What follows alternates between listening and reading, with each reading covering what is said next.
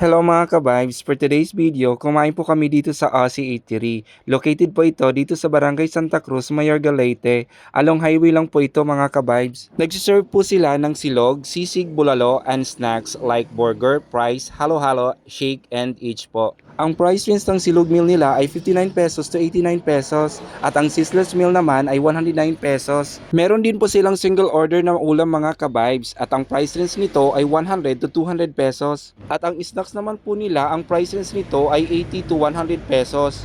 Masarap po kumain dito mga ka-vibes, lalo na kapag may kasalo ka, charot.